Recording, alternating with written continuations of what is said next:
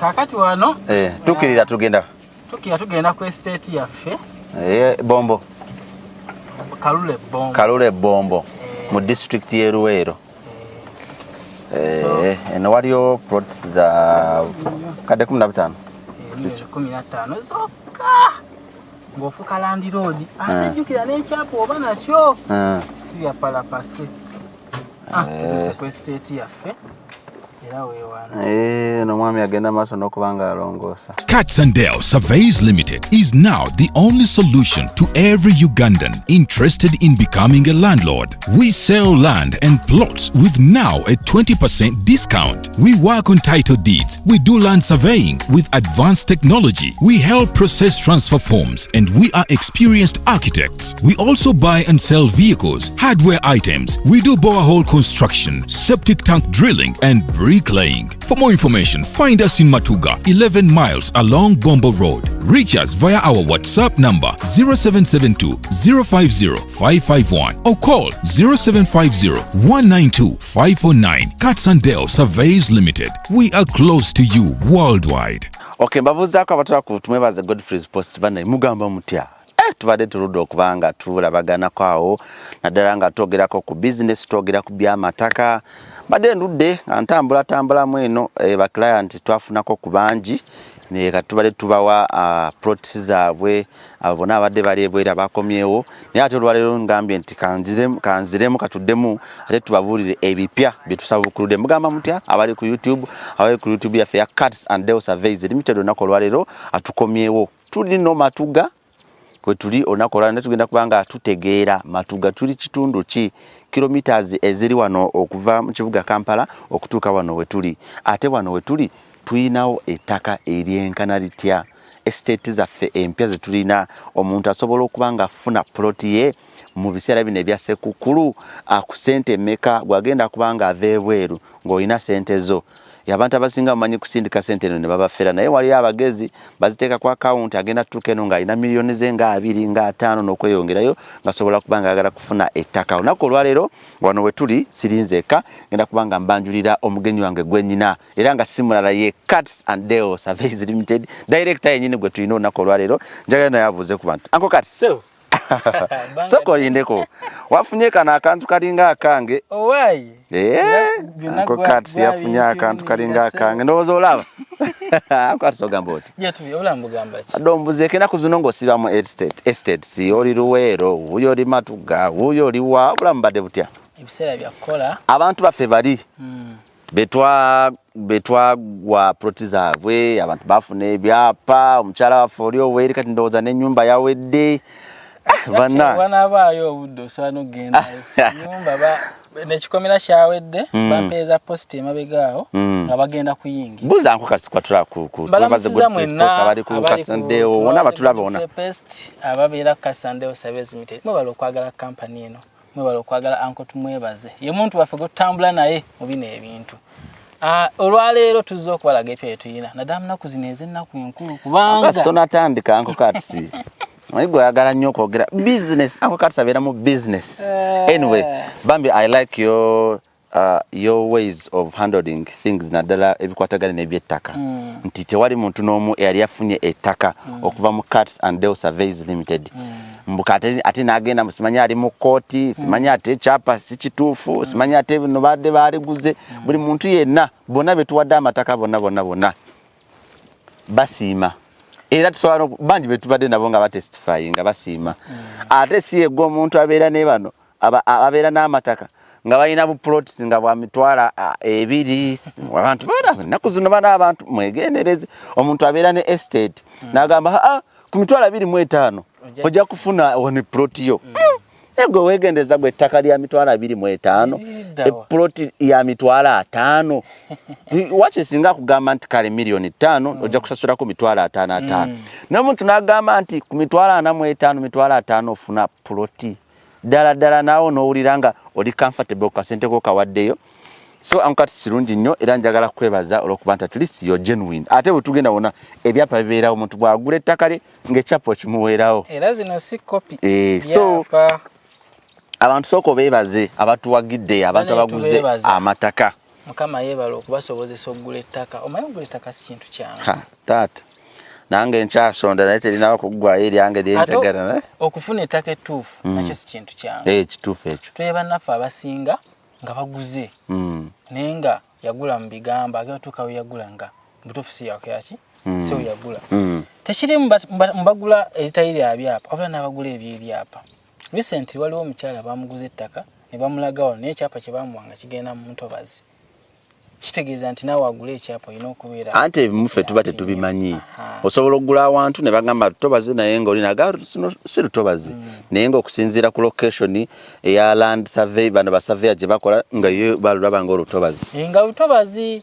So bannaffe mubeere n'obwegendeeza bungi nnyo ng'ogula ettaka. Mukulu tumubaze nga bw'abagambye nti wano ewaffe wokka ogula ekintu nga kyetukulaga nti kyekyo nga kyekyo. Era abantu bangi baguze wano ettaka. Abamu nga batandika mpola ne bamalayo. Aba ne bajja ne bagula buguzi. Neera nga buli omu kyaguze kiba kyeki. Ate n'ekirala atulaba njagala kutegeeza nti Cuts and Dale Surveys Limited tebatunda mataka gokka wabula n'okuzimba.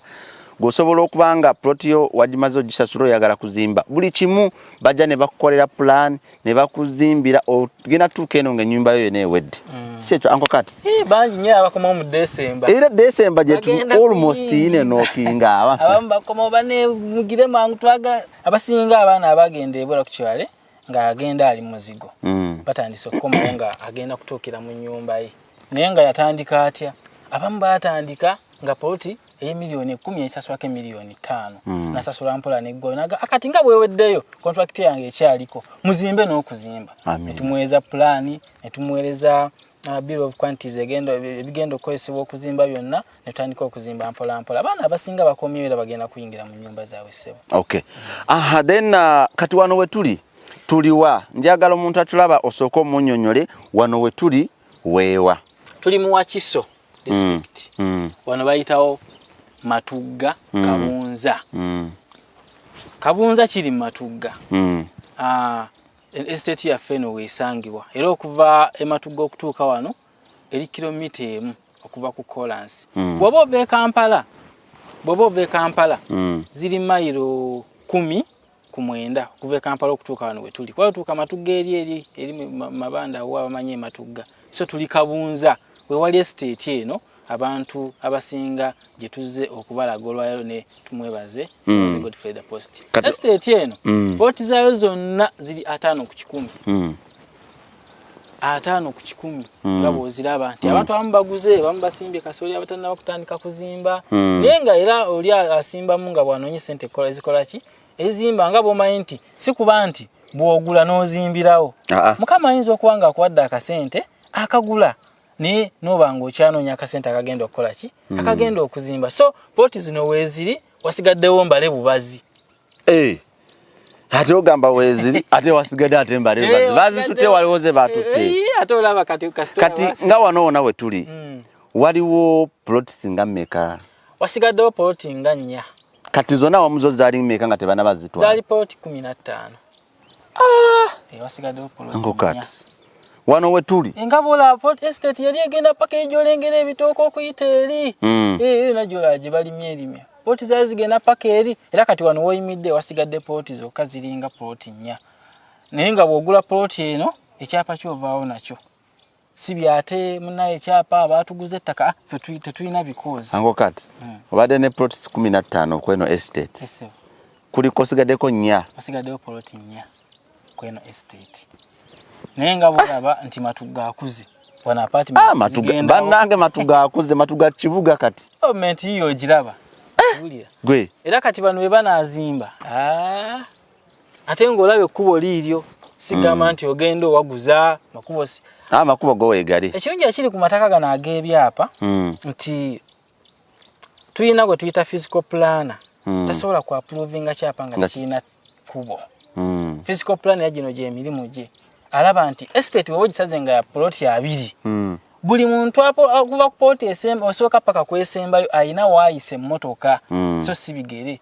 Era amakubo gano tegaba smart foot 2 bana abatunda obubanja ebakola smart foot 10 foot 8 nedda gana amakubo gaba gazetted bulungi era gali designed nga buli muntu ali mu estate eno ekkubo limutuukako olambalamba era nga bwe tuyisibwa ekubo bweriri mu lukayiri weepakins muruka affe kati ekkubo lyeno estate abagula ano ku kkubo baba balina access eyo kati akati tutambuleko tubalage ku kkubo omanyi abantu ebiseera ebisinga baba baagala kulaba kuba nti biseera bya nkuba estate zizikise naye era oba olaba ekintu nti ddala tuli muki amakubo go weegali bananga tulaba tuli Matuga tuli ne Cats and Dale Surveys Limited tuli wano ku estate yaffe eri wano Matuga we tuli olunaku olwaleero nga tugenze kulambulako ku plots zibadde 15 tusigazizako nnya zokka awo ngenda kubamba bulira sente meka sobola okubanga weefunirako ku gift ya Christmas eno naye nga wano we tuli ambalaga njagala kubalaga ekkubo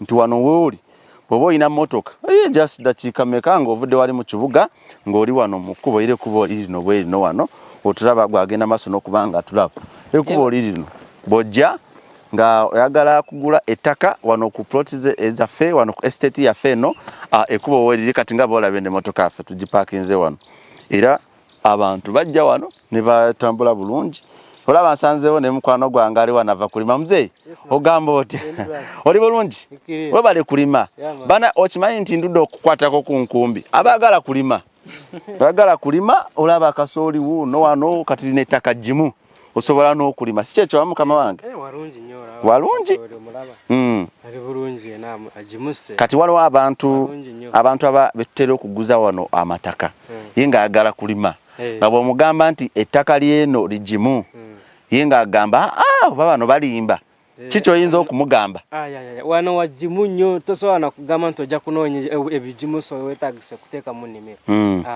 just manyi gw'okukola nakumanya nti kikyo osobola okulima wano ekisobola okuvaayo bulungi kasooli atambula bulungi avaayo bulungi bw'osimba amatooke gonna ogaraba ndaba nekasooli amatooke agana bwe ganyirira obulungi wano ate wagimu kasooli ono agenda vaamu ssente bambi kyakabi nsanyusa okusanga badde ova kulima naye ng'onyuse nga bukyali nyina ebyokukola bingi kajambyako kayina kale shaapu nnyo tonsala kale ye amanya bakuyitani bampita mu kiga Fredizo ojja mu kiga Fredizo okay ndowooza Fredizo mumulabye abemu ku bantu baffe betubeera nabo ku kyalo bantu balungi nnyo bantu balamu nnyo era bw'oba oguze eno ettaka manya ogenda kubanga olina baneiba abalungi ate ng'oliraanya abantu abalungi nga si bana babi kanzire ne wa Cats and Dale tuba tukyatambula nga tubalaga ekkubo akati eno main road bwejja eno access eyingira muki mu estate nga bola ebikonde we bitambula tubala naye waliwo ne junction kubera kusigala ligende eno junction njiraba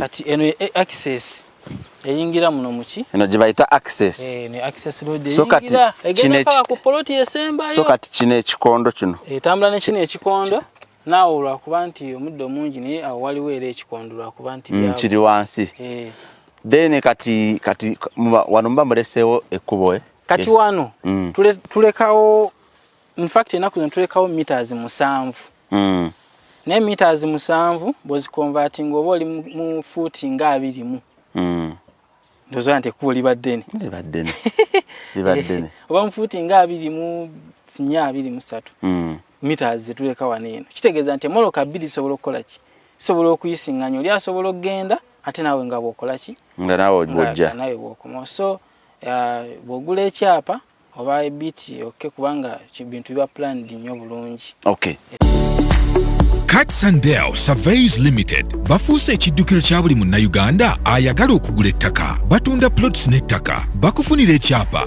bapunta ettaka ne tekinologiya ow'omulembe. Cats and Dale Surveys Limited bakola ku transfer forms gattako n'okukuba pulaani z'amayumba nga tonnagula ttaka balinoonyerezaako n'osobola okugula ekituufu. Okumanya ebisingawo basange Matuga ku mayiro 11 ku Bombo Road okuliraana ekkubo eryambuka ku ddwaliro lya Matuga Health Center 2 bafune ku WhatsApp namba yaabwe 0772050551 oba 0750192549. Cats and Dale Surveys Limited.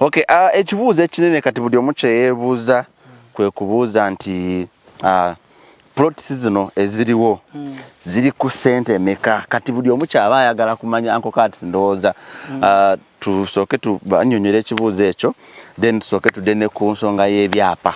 Poloti zino ezasigadde wano bannamukisa bagenda okuba nti bagula zino ennya tugenda kuba tubaguze $3.7 each buli plot waneeno zenkana zitya ziri decimal 10 wamanyi decimals oba 40 oba 5 ku 10 5 ku 10 oba okiziza mu lulimi lwaffe oba okiziza mu lulimi lwa computer ziba decimal 11 kubanga machines zetukola yekola round figure round figure ya wakati era ebyapa ebikirizibwa mu government zina kuba decimal 11 anko kati siyongera kukudoboza anko kati sokyogera mpola ebya omanyi saagala ebintu by'ettaka bino bizibu saagala abantu otubuzaabuze bw'oyogera ku bya decimal ffe twamanyira fuuti ate twamanyira kumanya abantu abasinga yabayagala kumanya eno fuuti oba decimal bwezi ne bweziti osobola okuzimbawo amayumba gabapangisa osobola okuteekawo kino abantu abasinga bye baagala kati ploti ze tulina wano wenyini e Matuga we tuli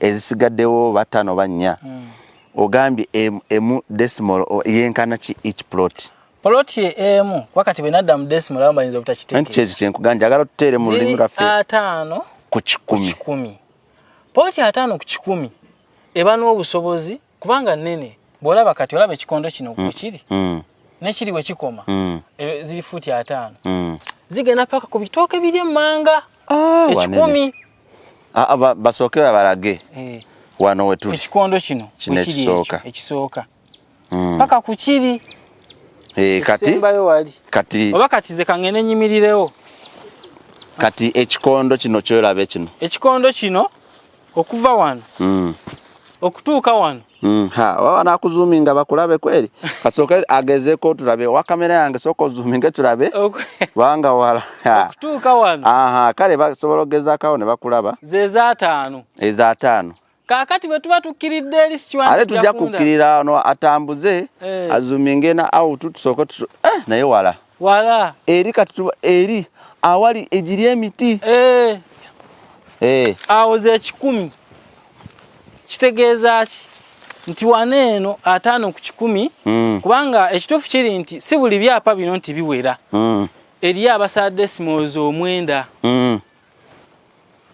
nga bw'omanyi ebintu byaffe eby'omu system olina nayiya n'asalira abantu decimal omwenda gwe n'olaba kyapa naye nga tekiwera 5 ku 10 naye standard report ndowooza ogirabye mbutuufu oteekerako ddala ennyumba oba sooka ojje ekyembadde njakubuuza abantu njagala osooka obannyonnyole besides tukirabye plot yo nene 5 ku 10 nene kati nga ggwe ababeera mu planning omuntu bw'aba ayagala kuzimba wano 5 ku 10 omuntu asobola oteekawo ki either kiri commercial oba ng'oli ayagala kukola farming kati sooke ku building oba structures kati okusinziira wano nga we tuliwo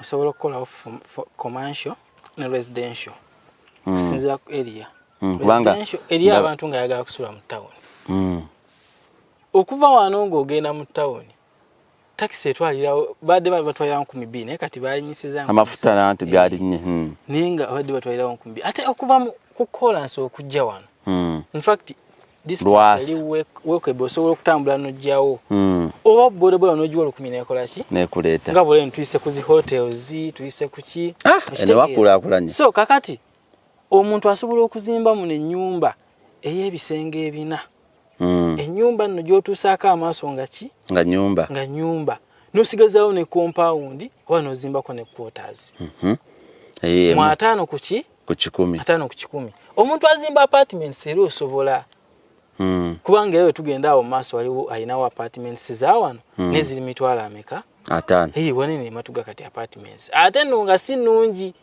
ennungi ojja zisanga sente zeeyongerako kubanga bw'omanyi nti gyoko mukola omutindo n'oku attracting abantu abajja mu mutindo ogwokoze eki gwokoze kati bw'aba azimba ate rentals asobola oteeka nga meka rentals 5 ku 10 rentals kubanga bw'oba obaze bw'oba ozimbye single osobola oteekamu rentals nga 12 ng'esingo terina kisenge musinga eyo ng'olinamu ekinaabiro ng'olinako store n'akafumbiro ng'eri self contained so zisobola okugenda mu plot eno 5 ku 10 ate eriyo n'abasobola okuzimba ezisukkamu kisinziira ku plan yo Then double era osozimamu double nga 5. Okay. Osozimamu double 5. Kati eyo class eyo ndala waliwo class eyo gyobadde oyogerako nga y'abantu balala kati wali ateffe bamufuna mpola agamba nti nze njagala plots nga za milioni nga 7 10 awo kati ye oba omusuula wa eno tajjaayo talinnyayo. Ekituufu kiri nti mu areas kati nga zino kiba kizibu nnyo okufuna plot eri mu ssente ezo. Omanyi fe wanene waffe twagala nnyo obutasiiga kifaananyi kusikiriza kujubisa nti milioni 3 so njagala nnyo tugamba abantu bangi nnyo ayinza okulaba nga bamupositingidde ekifaananyi nti Matuga milioni 6. Bamusinga bakola bakwata simu n'akwata essimu n'ateekayo wano wendi just 1 milioni 2 yangu aweefunira ettaka. Naye ogenda otuukawo nga si Matuga obanga kisenyi n'amazzi gakola ki gakulukuta naye tuziina pooti ezira ezitandikibwako eze milioni 7. Ebitundu ebyesudde tujja tuukayo naye wano zitandikira ku milioni wano wo ploti zano ziri milioni 45 era bwe mutwala ku estate eziri wali waggulu ziri mu 5 naye namukisaaso zino ploti esigaddewo mu Christmas nga akalamu kaffe kavuga nti twasazeeko emilioni 38 nja kuwa ploti wano n'ekyapa kyo ku bino byenkutte wano ogende nakyo bino byonna bya wano byapa bya wano barage kiwulire district kino ndooza mukiraba Uganda Registration of Titles Act Certificate of Land.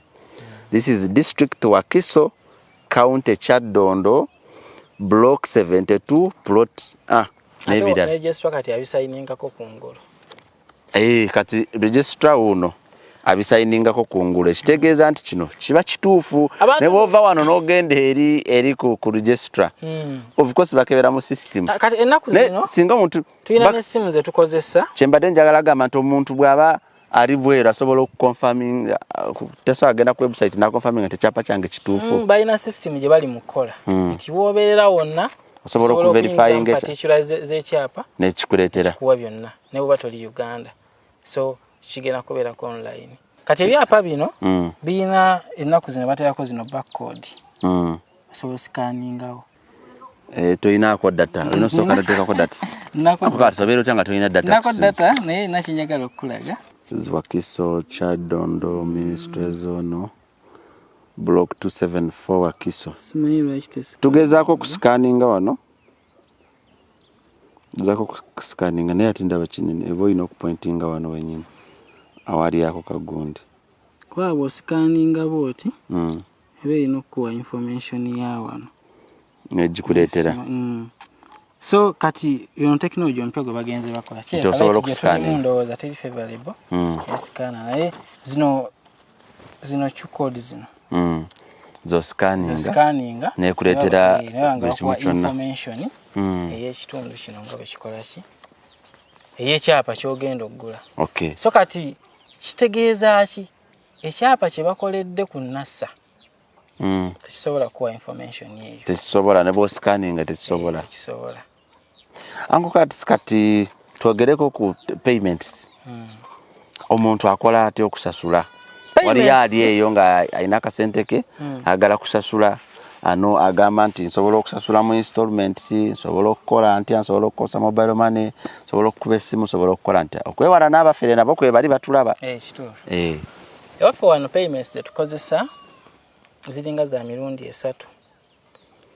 Abantu abasinga abalina sente zaabwe mu akawunti obanga oli wano ng'omaze okulambula pooti yo n'ogisiima osobola okugenda n'oteeka sente ku akawunti eyammwe eya Cards and Dale.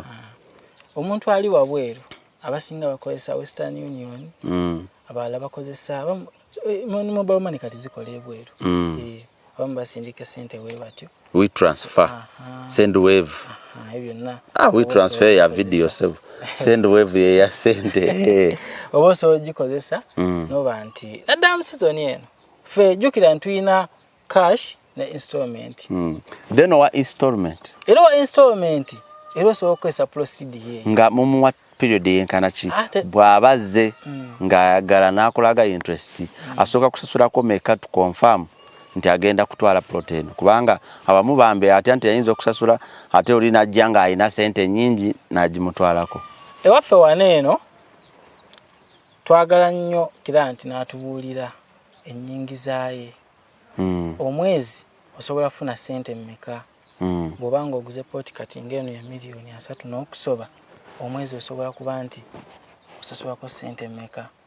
Kubanga tetwagala client abe n'omugugu agera ne ate nagula pooti nayo sikyalya mmere.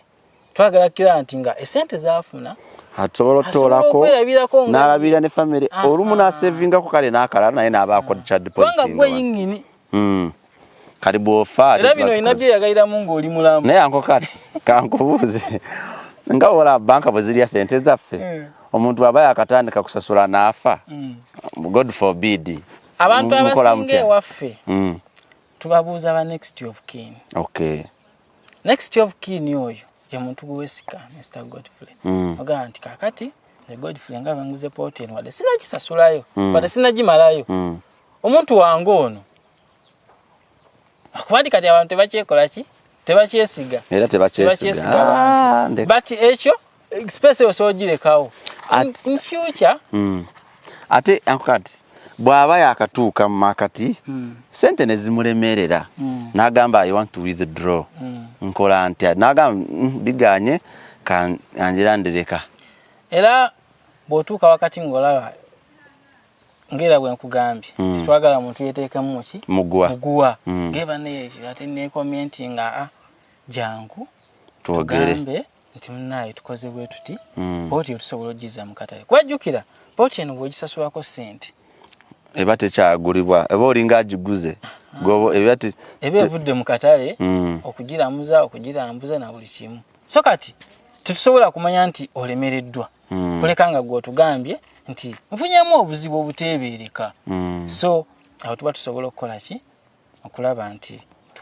Okay.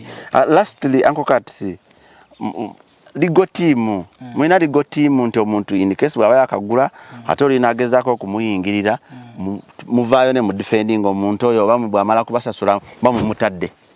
Tusangibwa Surveys Limited registered ina legal team nga bw'ojuya nti Surveys Limited. Companies endala oyinza okusanga 99% ku companies eziri mu Uganda wano property dealers, property consultant, but this is a surveying company. Chobola abantu ffe twe surveyingira amataka ffe twepuntira kati banjogeranga experience nkola ki mujina ti ndi mu surveyor apunte ettaka era bwe nkugamba nti kino kiriwe kinebwe ekiti kitegeza mbanvunaanyizibwa naye ate n'ekyokubeera omusurveyor tuyina era lawyer kututambula naye Tusangibwa nga bw'okola ki nga bw'olaba nti company mpandiise ate company yaffe ku buli mukutu gwonna osobola okuba nti ogisangako ogisaakingako oba oli wano oba oli bweri w'eggwanga ku Google, YouTube, Facebook, Twitter wonna gendako buuza ekibuuzo era mukugajja kuba akuddamu akwanukula ebyo by'obulamu byagala okwebuuza. Okay. Kakati nga tumaliriza mbadde njagala of course abantu tugenda kwaweereza essimu zaffe nti omuntu in case agala kujja office yaffe ebeera egguddwawo saawa mmeka era mu which days? Office yaffe ekola okuva ku lunaku olw'Emmande paka ku lunaku olwa Saturday. Ne ku Sunday betubanga tuyina appointments nga tulaba z'amaanyi olumu tusobola okukola oko part time naye nga ole Sunday service nga tuba mu kusinza. Kituufu. Esewo. Okay.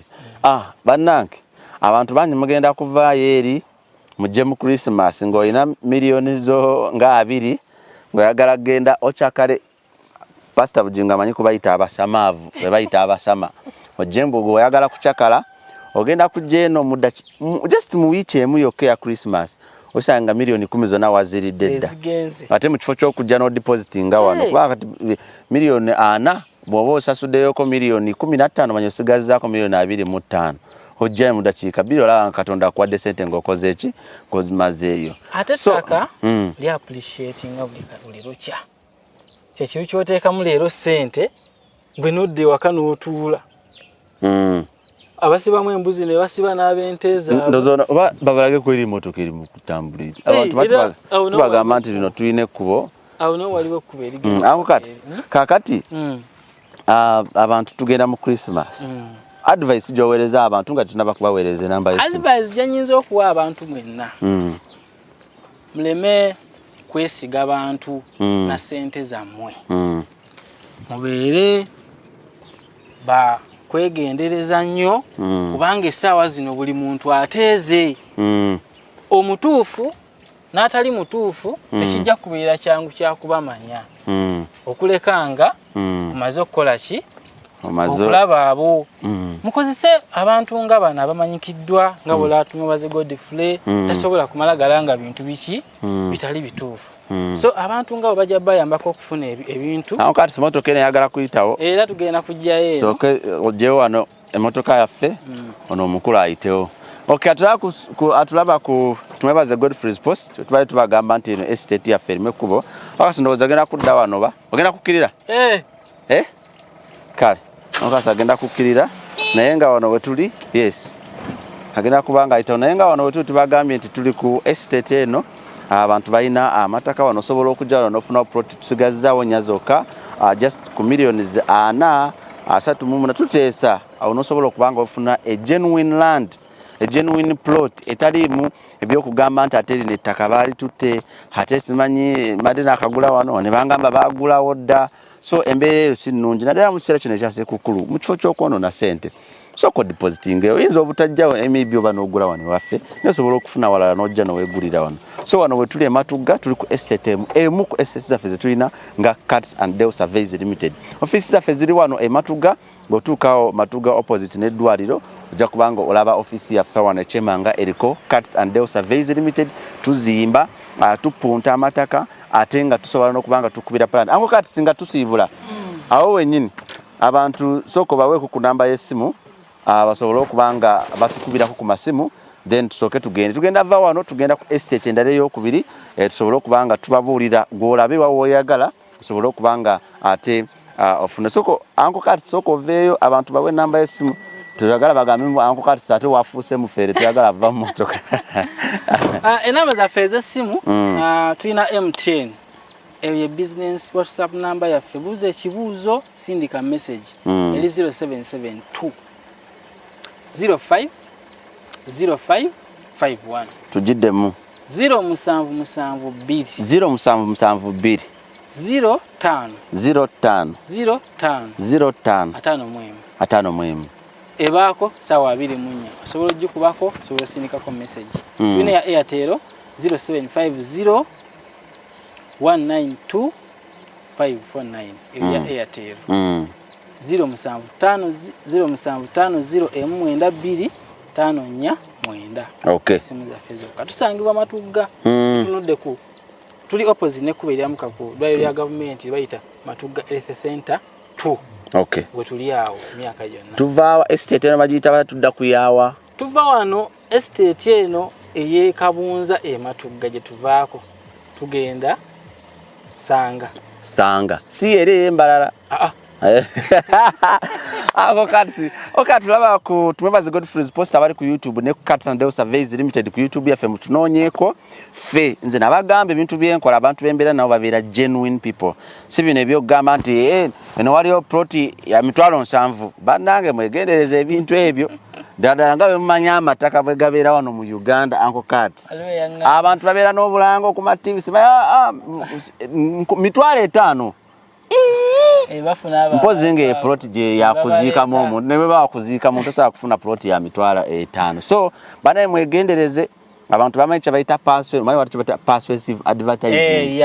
Olina convincinga n'ayogera obulungi n'ogamba kyekyo nomala n'osavinga akasenteko n'okaaba at the end of it all. Cats and Dale Surveys Limited wano Matuga mujje banange tu following egenda ku Facebook oba kubeza esimu ze ziri awo ku screen osobola okubanga weefuna kama kati Christmas eno kale tujja kuba tubyongera kuba naye munzikirize katugende omusajja ali ku kamera ono ayogera luzungu tayagala mwogerako naye katugende kale mwebale nnyo muzira mutufollowinga tugenda kwa mu kitundu ekyokubiri ate nga tubalambuza estate yaffe eyokubiri eyasanga mubeere bulungi Godfrey mwebaze mweraba kanyingire motoka tuffe tugende si kyo kyapa byapa mbirina biri bituufu wano